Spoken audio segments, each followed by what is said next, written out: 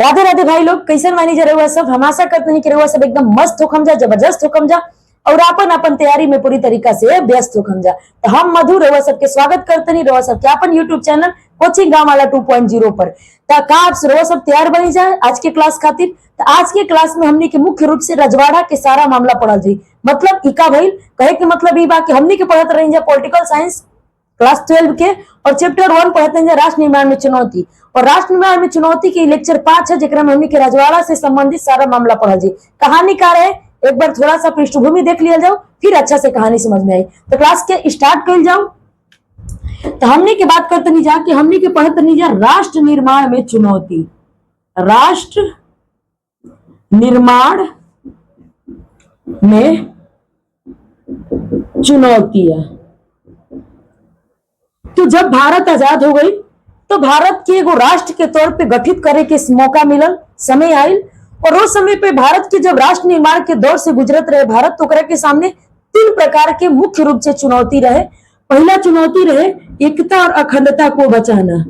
एकता और अखंडता को बचाना। दूसरा रहे लोकतंत्र कायम करना।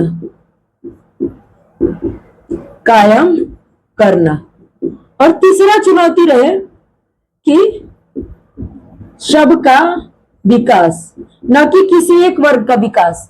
ऐसे विकास की प्रक्रिया लाना, ऐसी नीति लाना जिससे समाज के हर एक वर्ग का विकास हो। तो ये भी एक चुनौती थी। तो हम लोग इस चैप्टर में पहले लेसन में जो है एक चुनौती पे बात किया गया है। तो इस चुनौती पे हम इस चैप्टर में जानेंगे कि राष्ट्र की एकता और अखंडता चुनौती के रूप में कैसे बन गई, हमारे राष्ट्र की एकता और अखंडता पे कैसे खतरा मंडराने लगा। इसका प्रमुख 2-3 कारण थे। पहला कारण था भारत का विभाजन। भारत का जब विभाजन हुआ तो इससे भी हमारे भारत की एकता और अखंडता पे खतरा मंडराने लगा था। तो भारत का विभाजन क्यों हुआ, कैसे हुआ, क्या परिणाम हुआ, ये सारी चीजें हम लोगों ने देख लिया है। दूसरा कारण था राजवाड़ा। यानी कि जब भारत में उस समय पर ब्रिटिश भारत में लगभग 565 रजवाड़े थे, छोटे छोटे बड़े बड़े। और उन सभी रजवाड़े जो है वो भी भारत से कुछ रजवाड़े भारत से अलग होकर के एक अपना अलग जो है रियासत खड़ा करना चाहते थे। तो इस तरीके से ऐसा लग रहा था कि भारत कई टुकड़ों में बट जाएगा। तो ये रजवाड़े को भी भारत में विलय करना एक चुनौती था, ठीक। और इसी की वजह से हमारे राष्ट्र की एकता और अखंडता पे खतरा मंडरा रहा था। तो आज का हमारा टॉपिक यही है कि रजवाड़ा। तो हम लोग जानेंगे भारत में रजवाड़े की क्या कहानी थी, ठीक। तो देखिए, अगर हम लोग बात करें रजवाड़ा की, तो देखिए जो हमारा ब्रिटिश भारत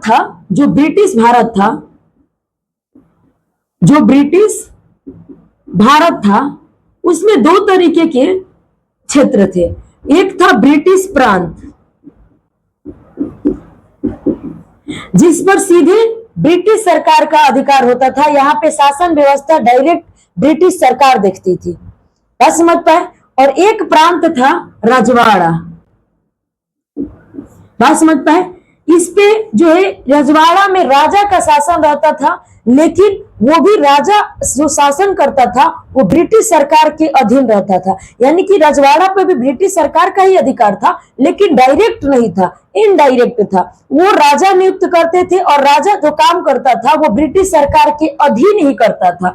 तो ये रजवाड़े थे। उस समय पर भारत में जो है भारत के पूरे क्षेत्र का 1/3 भाग पे रजवाड़ा फैला हुआ था। कितने भागों पे फैला हुआ था जी? तो 1/3 भाग पर रजवाड़ा था, रजवाड़ा क्षेत्र था। भारत के 1/3 भाग पे लगभग 565 गो रजवाड़ा था ब्रिटिश भारत में उस समय पर। और इन 565 रजवाड़े को भारत में मिला करके भारत की एकता और अखंडता को बनाए रखना एक बहुत बड़ी चुनौती थी, बस समझ पाए। तो क्यों चुनौती थी? क्योंकि जब भारत आजाद हुआ तो ब्रिटिश सरकार ने भारत के ब्रिटिश प्रांत को तो आजाद कर ही दिया था, लेकिन जो रजवाड़ा था उसके बारे में भी उसने कहा था कि देखिए रजवाड़ा भी हमारे से आजाद हो गया है, हम रजवाड़े से भी अपना जो है शासन व्यवस्था वापस लेते हैं, लेकिन ये जो रजवाड़ा है वो भारत में रहेगा कि पाकिस्तान में जाएगा, कि वो भारत से अलग होकर एक अलग देश बना लेगा, ये फैसला लेने का अधिकार अंग्रेजों ने उस रजवाड़ा के राजा को दे दिया। यही सबसे बड़ी समस्या थी। वहां के प्रजा इसका फैसला नहीं लेते थे, बल्कि राजा को यह फैसला लेने का अधिकार दे दिया था, जिसकी वजह से जो रजवाड़ा के राजा थे वो लोग जो है भारत से अलग होकर के एक नया सपना देखने लगे कि हम अपना अलग रियासत रहेगा, हम राजा वहां के रहेंगे, हम भारत से अलग हो जाएंगे। कुछ रजवाड़ों का विचार था हम पाकिस्तान चले जाएंगे। तो इस तरीके से जो है कई सारे रजवाड़ों ने जो है भारत से अलग होने का भी विचार बना लिया था। तो इससे भारत की एकता और अखंडता पे खतरा मंडरा रहा था। बात समझता है? तो सबसे पहले हम जानेंगे कि रजवाड़ा खतरा क्यों बन गया था। तो जब भारत आजाद हुआ, जब भारत आजाद हुआ तो ब्रिटिश सरकार ने रजवाड़ों के बारे में कहा, रजवाड़ों को भी स्वतंत्र किया, लेकिन वह रजवाड़ा भारत में रहेगा या पाकिस्तान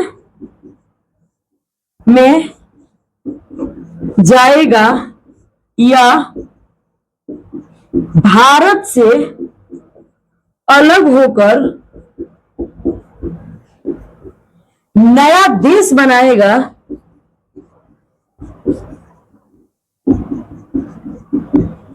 इसका फैसला लेने का अधिकार रजवाड़ा के राजा को दे दिया।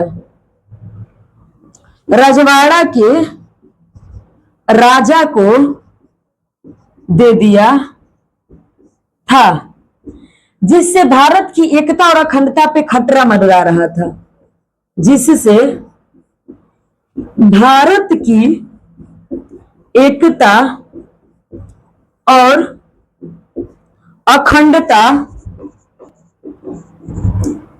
पर खतरा मंडराने लगा था। तो अगर आपसे क्वेश्चन पूछेगा कि रजवाड़े की वजह से भारत की एकता और अखंडता कैसे खतरे में थी, तो आप ये बता सकते हैं कि इस कंडीशन की वजह से भारत की एकता और अखंडता खतरे में थी रजवाड़ों की वजह से।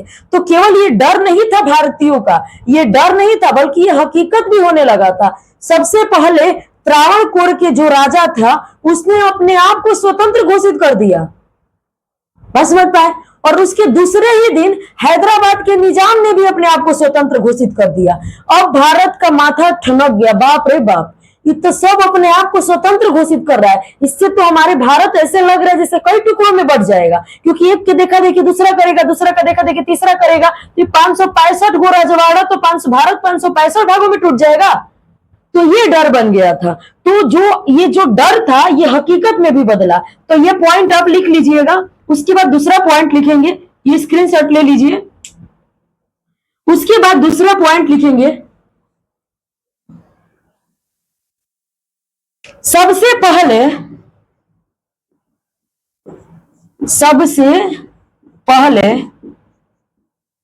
त्रावणकोर के राजा ने अपने आप को स्वतंत्र रियासत घोषित कर दिया। स्वतंत्र रियासत की घोषणा कर दी,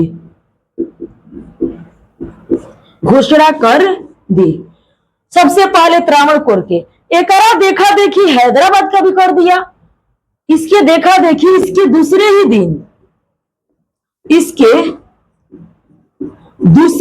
दिन हैदराबाद के निजाम ने भी स्वतंत्र रियासत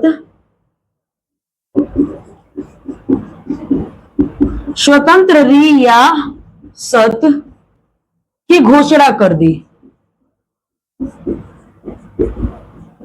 और कुछ कुछ तो रजवाड़ा ऐसे थे जो संविधान सभा में जाने से ही मना कर दिए थे, करते हम ना जाएंगे संविधान सभा में, हमको कोनो मतलब नहीं है भारत के संविधान से। जैसे भोपाल के जो नवाब थे वो संविधान सभा में जाने से मना कर दिए थे। तो हम ये भी लिखेंगे कि कुछ कुछ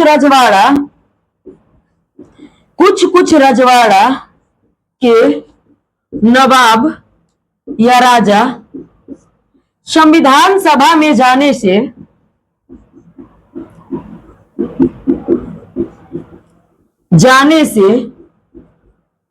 मना कर दिया।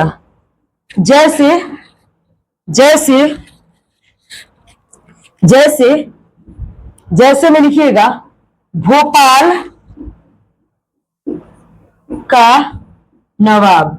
कि भोपाल का जो नवाब था वो संविधान सभा में जाने से मना कर दिया। जब ऐसी स्थिति आने लगी भारतीयों के सामने, तब भारतीय जो थे वो कंफ्यूज हो गए।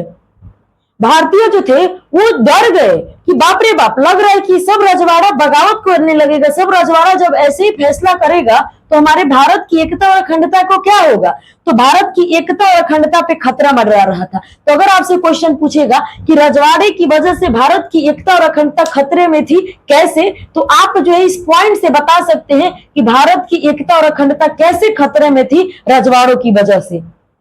फिर अब जाकर के सरकार जो है, भारत आजाद हो गया था, तो अब हमारे भारत में जो अंतरिम सरकार थी, क्योंकि उस समय पर संविधान बना नहीं था, चुनाव हुआ नहीं था, उस समय पर जो है अंतरिम सरकार का गठन हुआ था। तो जो अंतरिम सरकार थी, अंतरिम सरकार, उसने तुरंत फैसला लिया। और क्या लिया फैसला, रजवाड़े को भारत में मिलाया कैसे जाए, क्या फैसला लिया, अब उसके बारे में जानते हैं कि सरकार का क्या कदम था रजवाड़ों के इस फैसले पर। बात समझ पाए? तो इसका स्क्रीनशॉट ले लीजिए। हट जाते हैं हम, ले लिया स्क्रीनशॉट। चलिए अब हम लोग जानते हैं कि सरकार का क्या रुख था रजवाड़े पर। देखिए, जो एनसीईआरटी का हमने क्लास स्टार्ट किया है, ये क्लास 12 के साथ साथ ये हर उस एग्जाम्स के लिए इंपॉर्टेंट है जिसमें जीएस पूछे जाते हैं। तो जिसमें जीके जीएस पूछे जाते हैं, जैसे कि मान लीजिए जो बच्चे बीपीएससी की तैयारी कर रहे हैं, जो यूपीएससी की तैयारी कर रहे हैं और जो एनसीईआरटी पढ़ना चाहते हैं, तो उनके लिए भी ये क्लास इंपॉर्टेंट है। क्योंकि हम एक टीचर की तरह नहीं, बल्कि एक स्टूडेंट की तरह हम आपको एनसीईआरटी पढ़ाते हैं कि आपको क्या क्या समस्या हो सकती है, एक लाइन एक पॉइंट भी मिस्टेक ना हो, ऐसे हम पढ़ाने की कोशिश करते हैं। तो उन सभी बच्चों तक ये क्लास को शेयर कर दीजिएगा जो इस लाइन में घुसे हुए हैं तैयारी में। बस समझता है? चलिए अब हम लोग जानते हैं कि सरकार का क्या रुख था, सरकार के कदम, रजवाड़ों के फैसले पर सरकार का क्या कदम था, हम ये जानेंगे। तो देखिए, उस समय पर हमारे भारत में अंतरिम सरकार थी, ठीक, और प्रधानमंत्री पंडित जवाहरलाल नेहरू थे और उप प्रधानमंत्री सरदार पटेल थे, मतलब सरदार वल्लभ भाई पटेल थे। और साथ में वो सरदार वल्लभ भाई पटेल उप प्रधानमंत्री के साथ साथ गृह मंत्री भी थे। बात समझ पाए? तो उन्होंने रजवाड़ों के विलय में सबसे ज्यादा योगदान दिया था, कौन से? तो सरदार वल्लभ भाई पटेल। तो याद रखिएगा। अब हम जानते हैं सरकार की कदम। तो सरकार ने लचीला कदम उठाया। इसका मतलब क्या है? सरकार ने लचीला कदम उठाया, मतलब सरकार ने ना ज्यादा सख्ती बरती और ना ही ज्यादा ढिलाई किया, लचीला कदम उठाया था। यानी कि जिन जिन छूट देने की लगता था कि वहां पे थोड़ा सा छूट देना पड़ेगा, रजवाड़ों की बात मानना पड़ेगा, तो वहां पे वो मानते भी थे, और जहां पे नहीं मानने की जरूरत पड़ती थी वो जबरदस्ती भारत में उसे मिलाने के लिए पूरी कोशिश करते थे। यानी कि वो कठोरता और लचीलापन दोनों को मिक्स करके कदम उठाए थे। जैसे जम्मू कश्मीर की बात करें तो वहां पे उन्होंने थोड़ा सा जो है लचीला कदम उठाया था, क्योंकि जो है जम्मू कश्मीर में अगर वो जबरदस्ती उसे भारत में मिलाने की कोशिश करते तो वहां पे स्थितियां बिगड़ सकती थी। इसीलिए उन्होंने जो है थोड़ा सा लचीलापन जो है वहां पे कदम उठाया था। तो सरकार का कदम लचीलापन था। बात समझ पाए? सरकार ने कौन सरकार? हमारे स्वतंत्र भारत की अंतरिम सरकार ने सबसे पहले सभी रजवाड़ों से बातचीत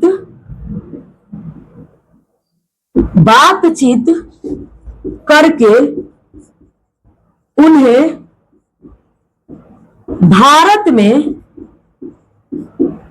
मिलाने का प्रयास किया। ठीक। और बहुत सारे रजवाड़े को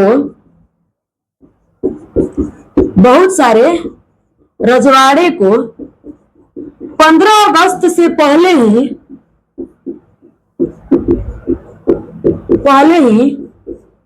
भारत में मिला लिए बातचीत करके। बात समझ पाए? तो भारत सरकार ने जो है रजवाड़ों से सबसे पहले बातचीत किया, उनको समझाने का प्रयास किया कि देखो बाबू, तुम तो पहले भारत से अलग हो जाओगे तो कुछ खास कबार नहीं पाओगे। उनको उससे लाभ और हानि सब कुछ समझाए बुझाए तो बहुत सारे रजवाड़े मान गए और उन्होंने भारत में जो है विलय होने का फैसला ले लिया, हस्ताक्षर कर लिया। बात समझ पाए? तो ये काम करने में सबसे ज्यादा महत्वपूर्ण योगदान इसमें, इसको लिखने से पहले आप ये लिखिएगा कि बहुत सारे रजवाड़ों को तो 15 अगस्त से पहले ही भारत में मिला लिया गया था, और बहुत सारे रजवाड़े को 15 अगस्त के बाद, आजाद भारत के बाद उन्हें भारत में मिलाया गया था। लेकिन कुछ ऐसे ढिठाउर किस्म के रजवाड़े थे जो भारत में मिलना ही नहीं चाहते थे। मिले, लेकिन थोड़ा सा होता है ना कि थोड़ा सा हेकड़ी दिखा रहे थे, थोड़ा सा अकड़ दिखा रहे थे, लेकिन मिलाया तो उन्हें भी गया। जो प्यार से नहीं मानते थे उन्हें जबरदस्ती जो है, उनसे अगर जो प्यार से नहीं मानते थे उन्हें लतिया के मिला दिया जाता था, लेकिन मिलाया तो सबको गया। लेकिन कुछ रजवाड़े ने थोड़ा सा अपना जो है दिखाया कि हम नहीं भारत में विलय होंगे, हम नहीं भारत में विलय होंगे, जिसमें से 4 रजवाड़े का नाम महत्वपूर्ण है। जैसे जम्मू कश्मीर, मणिपुर, जूनागढ़, हैदराबाद, ये कुछ ऐसे रजवाड़े थे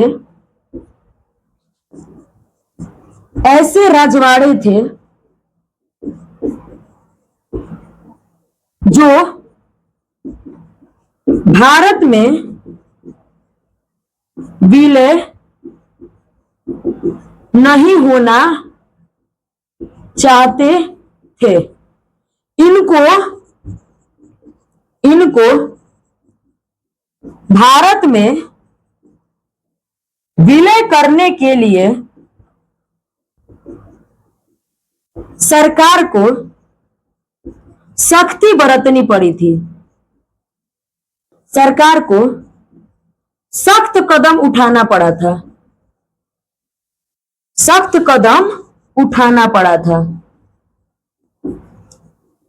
तो कुछ रजवाड़े थे जो अच्छे से भारत में विलय हो गए थे, और कुछ रजवाड़े ऐसे थे जो भारत में विलय होने का विरोध कर रहे थे। लेकिन कोई बात नहीं है, वो हमारे अपने बच्चे हैं, वो अगर बिगड़ गए हैं, गलत रास्ते पे जा रहे हैं तो प्यार से उन्हें समझा लेंगे। जो नहीं मानेंगे तो कान के नीचे 2 थप्पड़ भी लगा देंगे और उसे फिर से अपने में सिमट के रख लेंगे, क्योंकि वो हमारा अपना है।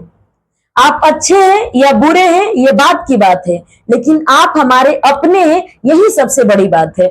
तो ये हमारे अपने हैं, इनको कैसे हम अलग होने देते? नहीं होने देते भैया मोरे, किसी न किसी तरह से इन्हें अपने में मिलाना ही था। तो सरकार को थोड़ा सा सख्त कदम उठाना पड़ा था, लेकिन ये थोड़ा बदमाश बेटा थे, तो इनको सख्त कदम उठा करके भारत में इन्हें मिला लिया गया। बात समझ पाए? तो इस तरीके से जो है भारत ने थोड़ा सा जो है रजवाड़े को मिलाने के लिए कुछ सख्ती तो कुछ लचीलापन कदम उठाया था।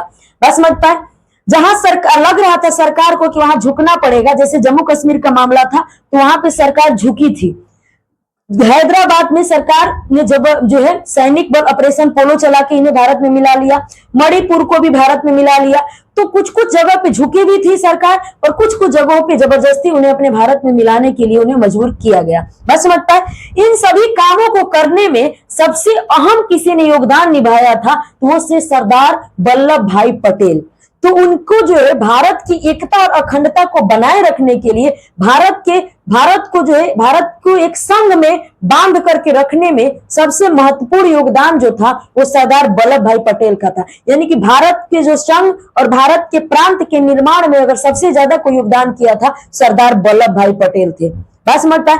तो क्यों भाई? क्योंकि वो जो है रजवाड़ों से बातचीत करने में वो थोड़ा सा अच्छा, उनके बातचीत करने का शैली थोड़ा सा ठीक ठाक था, तो उन्होंने जो है अच्छे से सारा मैनेज कर लिया था। क्योंकि यहाँ पे ये सभी रजवाड़े को मना करके भारत में मिलाना कोई आसान बात नहीं था, और इस काम को करने के लिए सरदार वल्लभ भाई पटेल एक परफेक्ट व्यक्ति थे और उन्होंने इसको जो है महत्वपूर्ण योगदान दिया था। इसको एक बार स्क्रीनशॉट ले लीजिए, फिर इसमें कुछ और बातें हैं जो हमें लिखेंगे। ठीक, तो देखिए इन सभी कामों को करने में इन सभी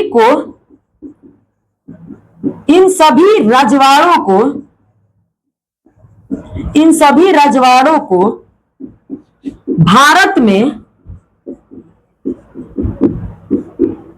विलय के लिए विलय में सबसे ज्यादा योगदान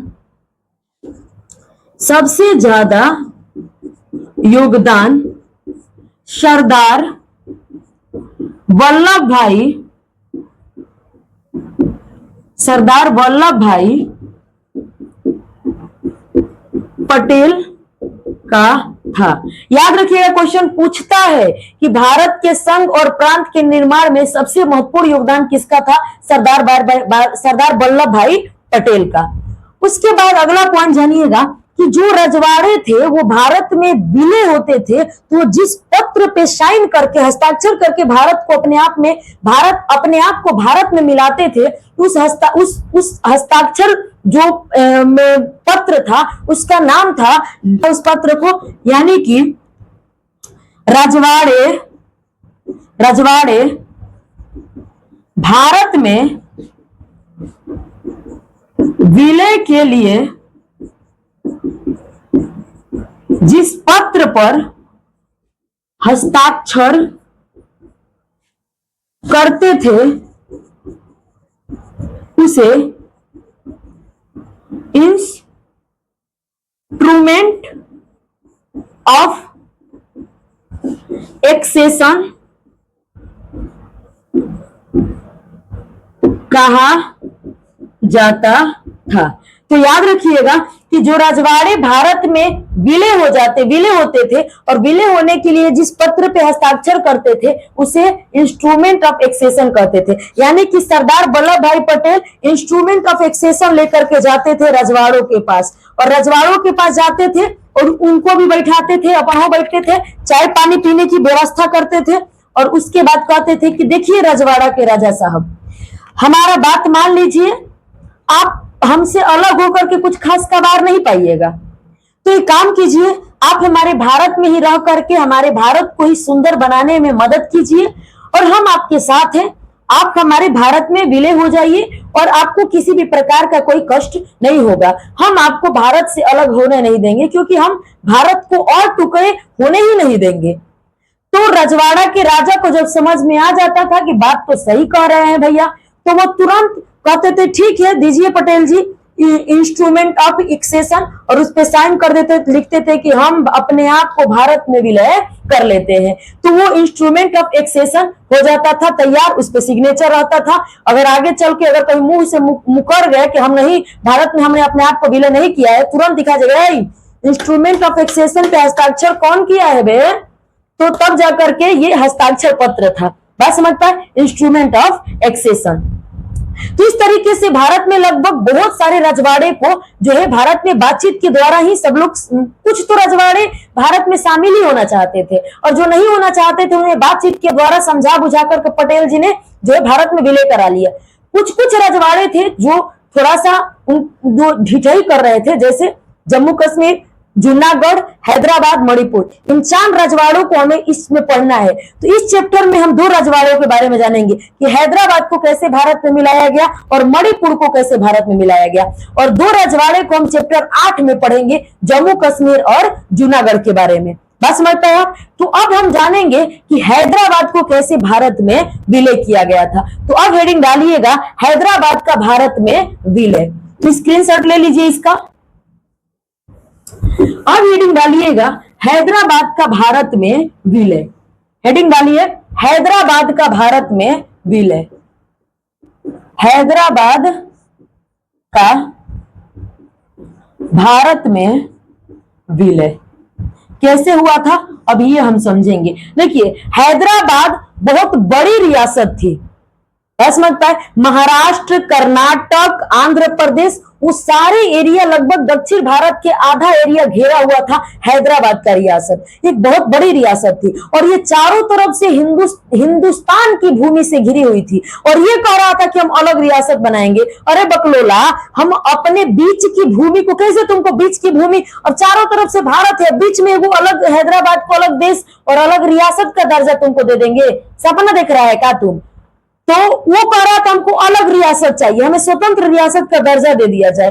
हैदराबाद के निजाम, जो हैदराबाद के नवाब थे, उन्हें निजाम कहा जाता था। हैदराबाद के रियासत के जो राजा था उसे निजाम कहा जाता था। और हैदराबाद एक बहुत बड़ी रियासत थी और चारों तरफ से हिंदुस्तान की भूमि से घिरी हुई थी।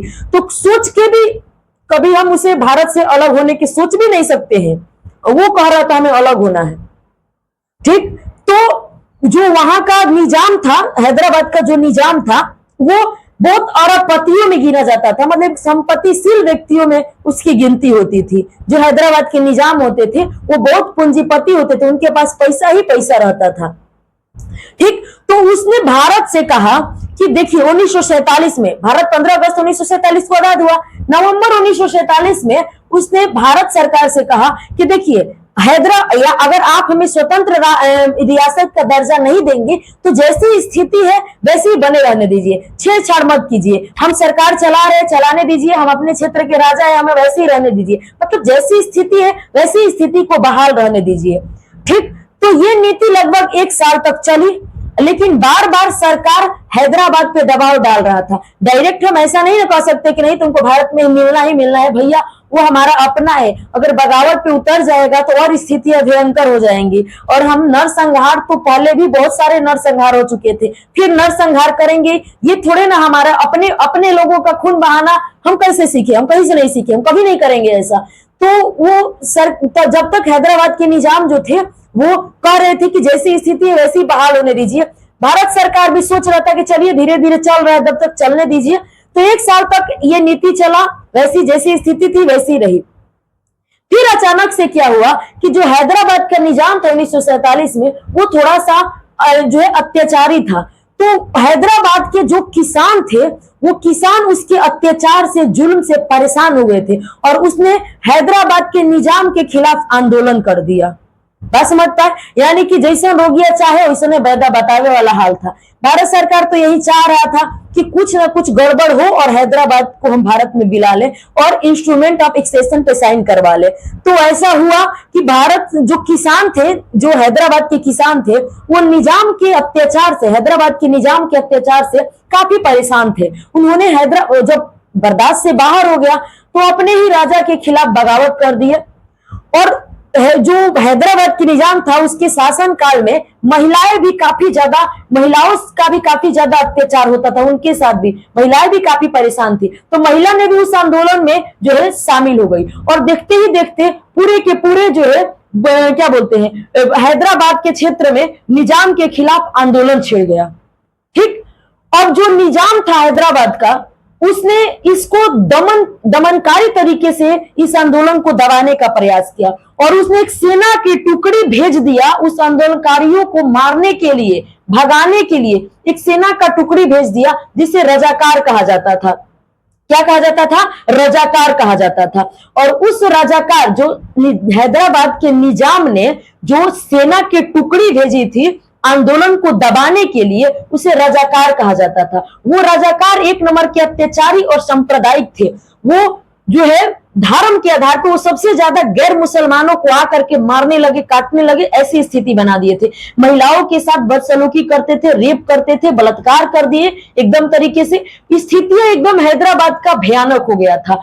अब जो है भारत सरकार चुप नहीं बैठेगी ना भैया, भारत के क्षेत्र में ऐसी स्थिति थी तो भारत सरकार ने भी एक सेना की टुकड़ी भेजी हैदराबाद के निजाम के सेना से लड़ने के लिए और वहां पे लड़ाई झगड़ा हुआ। और वो जो सेना भेजी थी भारत सरकार ने वो ऑपरेशन पोलो के तहत भेजी थी। तो 1948 में सरकार ने ऑपरेशन पोलो चलाया। सितंबर 1948 में भारत सरकार ने ऑपरेशन पोलो चला करके जो है एक सेना की टुकड़ी भेजा हैदराबाद में और निजाम के सैनिकों से कुछ दिन तक जो है झड़प हुई, लड़ाई हुआ। उसके बाद हैदराबाद के निजाम को भारत के सेनाओं के सामने अपने आप को आत्मसमर्पित करना पड़ा, आत्मसमर्पण करना पड़ा और उसने इंस्ट्रूमेंट ऑफ एक्सेशन पे साइन करके अपने आप को भारत के हवाले कर दिया और इस तरीके से हैदराबाद को भारत में मिला दिया गया। तो जितनी बातें हमने बोला अब उतनी बातें को हम यहाँ पे लिखेंगे ताकि आप लोग आसानी से नोट्स बना पाए। एक बार देख लेते हैं कि हमारा क्लास सही से चल रहा है कि नहीं वीडियो के पीछे।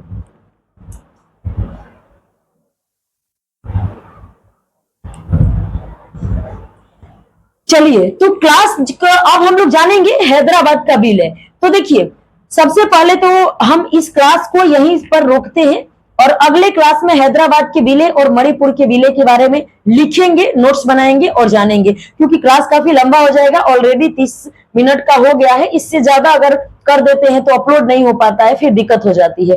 तो आज का क्लास आप लोगों को कैसा लगा आप लोग कमेंट बॉक्स में जरूर बताइएगा और हम क्या क्या सुधार कर सकते हैं क्लास में आप कमेंट बॉक्स में हमें सलाह जरूर दीजिएगा क्योंकि सीखने की कोई उम्र नहीं होती है। हम भी सीख रहे हैं, आप भी सीख रहे हैं। तो चलिए मिलते हैं नेक्स्ट क्लास में, तब तक के लिए आप लोग ऐसे ही बने रहिएगा, प्यार दुलार बनाए रखिएगा। अगर क्लास पसंद आए तो चैनल को सब्सक्राइब करके दोस्तों में शेयर जरूर कर दीजिएगा और वीडियो को लाइक जरूर कीजिएगा। धन्यवाद। वंदे मातरम। जय हिंद।